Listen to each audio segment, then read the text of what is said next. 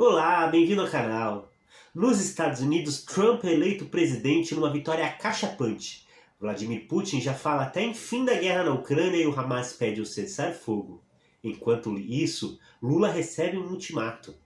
Difícil acompanhar uma semana como essas, não é verdade? Você tem um minuto? Vem que eu conto pra você. Lembrai do 5 de novembro. A Califórnia quase vira à direita num verdadeiro ato de traição à esquerda. E a pólvora fica por conta de Javier Milei.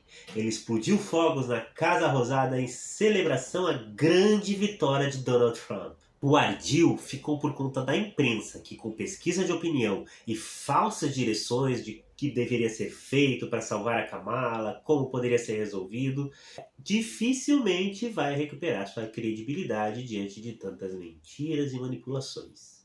O povo já não cai mais nessa da imprensa. Eles prometiam uma eleição acirrada e tiveram que noticiar o que foi uma verdadeira lavada. E por incrível que pareça, a única pesquisa que foi certeira nos resultados foi da Atlas Intel, que é daqui do Brasil. Nós já voltamos a esse assunto, mas antes eu quero falar sobre algo que aconteceu nesta semana passada. Uma fofoca. Já te aconteceu de olhar pela janela e pensar que a sua vista podia ser mais bonita se a casa do vizinho fosse menor ou não tivesse posicionado onde está? Pois é, o desembargador Luiz Vader de Búzios não passou vontade. Ele facilitou a transferência de um juiz para sua comarca e, em troca, ele ganhou uma ordem para demolir o segundo andar da casa do vizinho dele. Parece até piada, mas é verdade. É o que consta na revista do Piauí. Enquanto isso, no STJ, do escândalo da venda de sentenças, o ministro Sebastião Reis liberou um traficante que foi preso com 832 quilos de cocaína. Isso porque, abre aspas, a gravidade concreta do crime não é suficiente para manter a prisão. Fecha aspas. E o STF não quis ficar para trás. Flávio Dino defendeu que o Supremo precisa dar limites à liberdade de expressão. Segundo ele, alguns discursos são violentos e levam à destruição da democracia. Vamos lembrar que, a pedido desse mesmo Flávio Dino, um monarca foi condenado à prisão por ter se referido a ele como gordola. E o ativismo judicial não para. E ele já afeta a reforma trabalhista, causando prejuízo bilionário às empresas do país. Mesmo assim, o Supremo encontra bom humor para fazer chacota com a provável perda de vistos dos cabeças da nossa ditadura. E o Barroso se sente à vontade para dizer em plenário que o acordo de 170 bilhões com as famílias das vítimas dos municípios afetados por Mariana, inclusive das próprias vítimas posteriores, que são os cidadãos que ficaram sem água, sem comida, sem as suas coisas, não é verdade? Ele disse que a indenização dá para passar um bom final de semana. Não pegou muito bem e algumas pessoas criticaram. Claro que não todos, porque não se pode criticar a junta que governa o país, né? E não é que tudo seja mal, uma vez que o Supremo julgou permitida a contratação PJ para serviço público. Mas é que, assumindo atribuições do Executivo, o Supremo decide sem a necessidade de consultar o Legislativo e sem uma oposição possível, porque tudo que o Supremo decide vira lei. Um exemplo disso é o caso das vacinas para a Covid-19. A OMS não recomenda que crianças sejam vacinadas com esta vacina nova. O Reino Unido preparou até um esquema de compensação porque milhares de pessoas foram afetadas por doenças incapacitantes que estão inclusive na bula da AstraZeneca, uma delas mielite transversa, mas tantas outras. Então o Reino Unido está preparando um esquema de compensação para as pessoas afetadas por isso. E a União Europeia inclusive questiona a Pfizer quanto às miocardites, conforme a gente já trouxe na semana passada, que se descobriu que as miocardites, nenhuma delas era causada pela própria Covid, sim pela própria vacina. Ainda assim, mesmo com todas essas evidências, que inclusive o ministro Nunes Marques trouxe várias, o Supremo decidiu tornar inconstitucional, ainda que na Constituição Suprema, né, as leis que proibiam a vacinação compulsória, inclusive de crianças, e as punições para os pais que se negavam a vacinar os seus filhos com essa vacina. Não somos antivacinas aqui. E o Brasil se tornou então o único país no mundo a obrigar a vacinação infantil contra a Covid-19 por questões políticas, é claro. Isso numa semana em que o Ministério Público Federal aponta omissão do governo Lula no combate à Covid, inclusive fazendo comparações com o que vinha no governo Bolsonaro, e o governo não comprou vacinas por não estarem aprovadas pela Anvisa. Lembro que Bolsonaro foi muito criticado por não comprar vacinas da Pfizer, que também não estavam aprovadas. Fora isso, 11 milhões de doses de vacinas comuns, vacinas importantes, vacinas contra pólio, contra tantas outras doenças, venceram por falta de campanha, por falta de distribuição, por falta de logística e foram incineradas. Vai entender. O problema é tamanho que, ao pedir ajuda para lidar com invasões de terra, o estado do Paraná enviou uma comitiva para falar diretamente com quem manda, o STF. E a Câmara até tenta fazer a sua parte nesse tema e tenta barrar um projeto do governo que quer dar terras diretamente a esse movimento terrorista do MST. E aqui eu chamo as coisas pelo nome. MST é sim terrorista, o Brasil está numa ditadura de uma junta que se julga iluminista, se julga a cabeça pensante do país. E isso tem se tornado absolutamente espinhoso, com o uso inclusive de premissas claramente falsas para sentenças e a revelação de diálogos que mostram que Moraes montou um verdadeiro gabinete para interferir nas eleições em favor da esquerda, inclusive com ordens de use a sua criatividade para encontrar temas de condenação para os bolsonaristas. E os temas são muito diversos, inclusive essa semana a gente teve a condenação à prisão de um réu que foi considerado incapaz de entender os seus atos, simplesmente porque ele estava nos acampamentos do 8 de janeiro. O Supremo também decide sobre a contratação de PJ ou não para serviço público. Todo o poder político se depara com críticas e após transicionar para o domínio da nação, porque o Supremo somente julgava o que era constitucional, a junta já não sabe mais como lidar com a liberdade do povo. E um e-mail de 2 irmãos, por exemplo, foi interpretado como uma ameaça à família de Moraes. E a PF indiciou ambos por tentativa de abolição do Estado Democrático de Direito. Eles podem pegar até 8 anos de prisão. E chama a atenção que esse entendimento é consolidado no Supremo de que palavras são atos terroristas e de que Moraes, assim como Luiz XV, é o próprio Estado. Afinal de contas, ameaçaram Moraes e ameaçaram o Estado de Direito. Chique, a gente tem o Rei Sol. Nesse sentido, a melhor esperança pela queda da ditadura brasileira é a pressão externa. E a eleição de Trump se mostra essencial à medida que muda a forma com que a maior potência mundial se relaciona com o Brasil. As férias supremas da Disney, né? Alguns aliados já dizem que o STF não resistirá ao vento contra e tornará Bolsonaro elegível.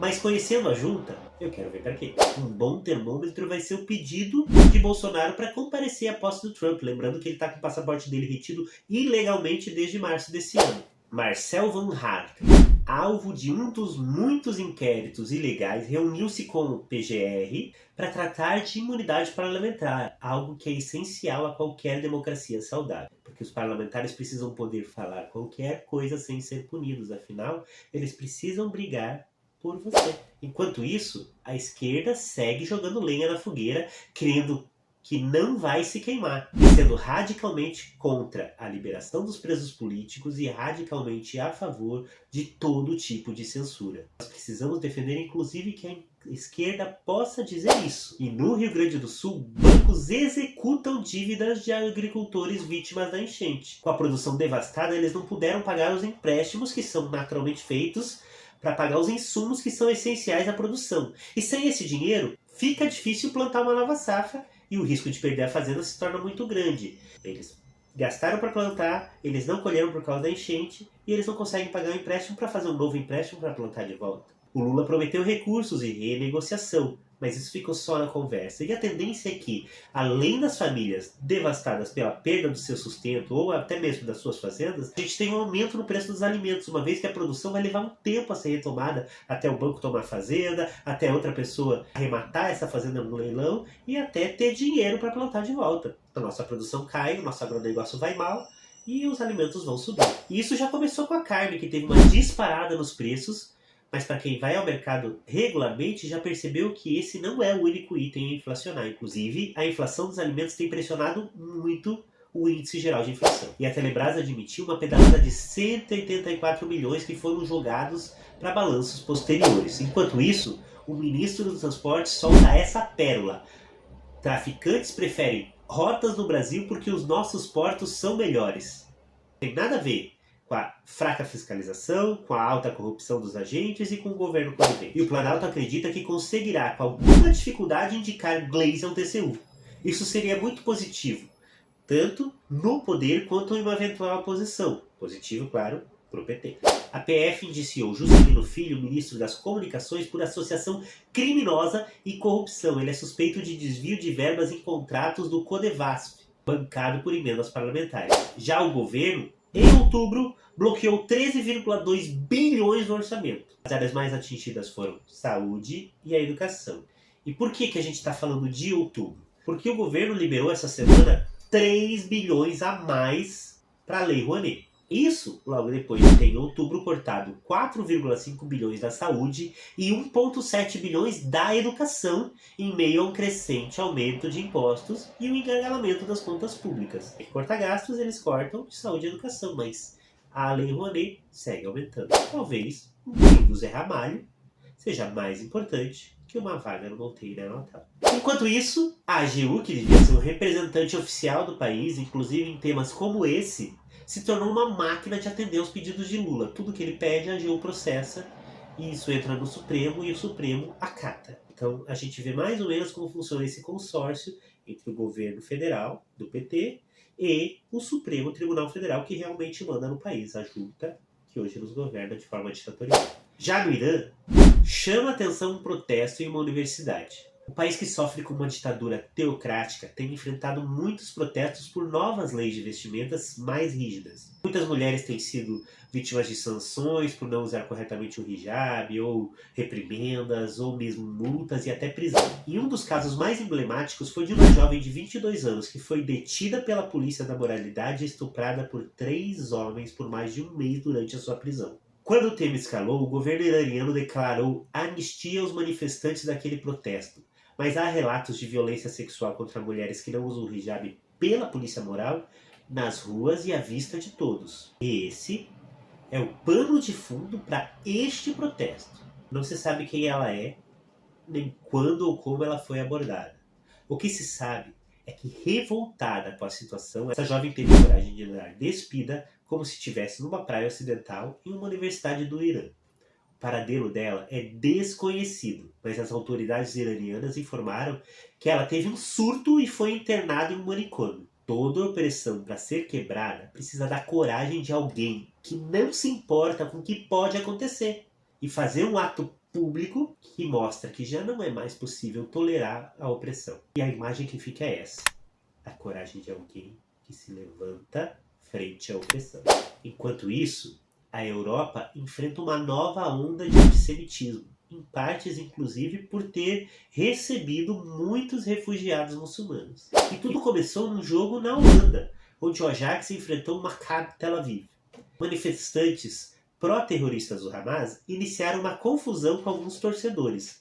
A confusão escalou pelas ruas da cidade, onde os muçulmanos exilados exigiam a identidade de quem passava na rua, não só dos torcedores. E se eles entendessem que aquela pessoa era judeu, eles os espancavam. E as imagens são bem fortes. Eu vi alguns vídeos e eu optei por não trazer porque o enfoque aqui é te informar. Em um dos casos, um israelense com traumatismo craniano era ajudado por um amigo porque ele não conseguia nem firmar as pernas, enquanto eles tentavam fugir de alguns terroristas que ainda vinham tentar continuar com a violência contra eles. E os relatos são de que a polícia foi chamada, mas ela demorou a aparecer. E são dezenas de feridos, um morto e 3 desaparecidos, frente a esse ataque terrorista e antissemita.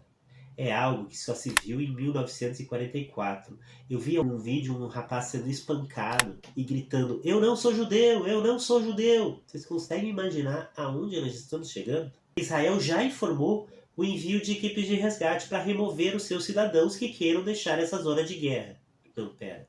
Ah, é? A gente está falando da Holanda mesmo, na Europa. E o Trump venceu a eleição. Venceu não, ele humilhou. E enquanto a Casa Rosada soltava fogos, Arthur Lira aproveitou que os holofotes apontavam lá para os Estados Unidos para aprovar um projeto que nem estava na pauta até minutos antes da votação. O texto foi um acordo de portas fechadas com o governo, com o Senado, com o Supremo, e liberou milhões de reais em emendas parlamentares. aquelas emendas PIX que o governo usa para negociar suas pautas dentro do Congresso. Imediatamente após a eleição do Trump, o dólar disparou. Não tanto quanto disse o Google, 6,10, 6,15, e assustou muita gente. Mas é porque a cotação do Google sempre esteve atrelada ao dólar futuro e não ao comercial, porque o dólar futuro é mais real para as nossas vidas. O comercial ele tem mais a ver com as transações mesmo, a compra e venda de mercadorias no âmbito internacional.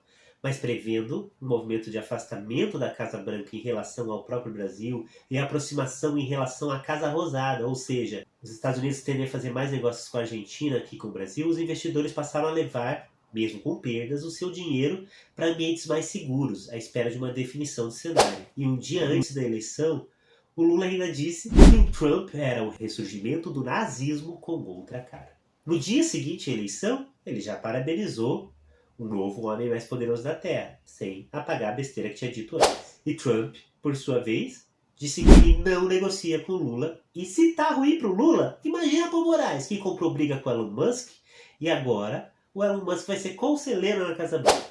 E o Trump venceu por uma vantagem de 312 a 226 delegados, mas não é só isso. Ele venceu em todos os estados pêndulo, garantiu o domínio do Senado, garantiu o domínio da Câmara. Nesse mandato ele vai garantir o domínio conservador da Suprema Corte e inclusive ele venceu no voto popular. E o sistema distrital permite que cada estado seja avaliado de uma forma separada, atribuído um peso e assim encontrar um candidato mais alinhado às ambições nacionais. Se esse sistema fosse adotado aqui, por exemplo, o Bolsonaro teria vencido a última eleição. Já se o sistema brasileiro fosse aplicado aos Estados Unidos, Trump teria vencido a sua primeira eleição. Porque essa vitória contundente, que venceu até mesmo o voto popular, é algo que não acontecia desde 2004 com os republicanos. E uma curiosidade é que Trump venceu em todos os estados que exigem a identificação de documento com foto. E a Kamala venceu em todos os estados que não exigem. Isso é muito curioso, visto que houve um grave apontamento aí de fraudes massivas nas eleições de alguns estados. Alguns estados ainda seguem contagem, por isso que esse mapa que eu coloquei agora há pouco ali, ele estava meio rosado. Então, onde está vermelho já ganhou o Trump, onde está azul já ganhou a Kamala, e onde está com uma cor mais pastel é porque o estado ainda não definiu o seu vencedor, então este número de delegados ainda pode mudar. E o mundo mudou de tal forma após o anúncio do resultado que o Hamas agora já fala em cessar fogo. O Maduro parabenizou alegremente o vencedor e o Putin já está falando no fim da guerra da Ucrânia. E de quebra, Putin ainda elogiou a postura do presidente eleito após sofrer o atentado. E o Trump não derrotou somente a Kamala, mas derrotou as maiores empresas dos Estados Unidos que investiram pesado na campanha democrata, inclusive o Deep State, que é como eles chamam esse estado que não dá para ver, mas é um estado de pessoas mais ricas que pressionam o governo a tomar certas medidas. E a mídia, que participou ativamente da campanha, se vê em uma enorme crise de credibilidade que ainda vai ter desdobramentos no futuro, ainda mais com um governo que é hostil a ela. O Trump, no seu discurso da vitória, disse que, abre aspas, é hora de salvar o país, fecha aspas, também disse que, abre aspas, Deus salvou a sua vida por uma razão, e essa razão é salvar o país, restaurar a América em sua grandeza, e nada vai impedi-lo de cumprir essa palavra, fecha aspas. E ele ainda disse que, no dia de sua posse, ele quer em sua mesa as cartas de demissão de todos do alto escalão militar envolvidos na desastrosa retirada do Afeganistão durante o governo Biden. Para quem se lembra, inclusive houve perda de equipamentos militares de altíssima tecnologia que ficaram no Afeganistão, com a invasão dos talibãs ao governo central. E por fim, o Banco Central prevê inflação fora da meta e sobe os juros. Lula, por sua vez, já foi avisado pelos seus ministros que se ele não cortar gastos, não haverá dinheiro para programas sociais e a reeleição será difícil porque nem mesmo uma obra poderá ser entregue. E com esse ultimato e essa ameaça de não se reeleger, claro, ele analisa duas propostas. Uma de corte de 10 bilhões e outra de corte de 15 bilhões. Essa atingiria a saúde e o transporte. Lembrando que Lei Rouanet está fora disso. Afinal de contas, ele precisa dos artistas para se eleger. E uma sinuca de bico em que ele mesmo se colocou, porque poderia ter começado a cortar gastos antes em coisas não essenciais. O desemprego é o mais baixo da série histórica. Mas nem isso mesmo é verdade. Algumas alterações de método possibilitaram isso. E 2 dados explicam bem este caso. O seguro-desemprego, por exemplo, está batendo um recorde de solicitação, enquanto o Nordeste está enfrentando uma escassez de mão de obra porque os trabalhadores têm medo de que, com carteira assinada, eles percam benefícios sociais. Uma coisa que o Bolsonaro tinha proposto, que era manter o benefício social por 1 ano após a assinatura da carteira e permitiria as pessoas viverem com dignidade. Beneficiários de Bolsa Família e segurados do seguro-desemprego não são mais considerados desempregados. Então esses dados que a gente trouxe são bem relevantes para entender por que é que o desemprego não é tão baixo quanto o governo disse que é. E a mídia disse que era fake news, mas um laudo confirma que a campeã olímpica de boxe tem testículos e pênis.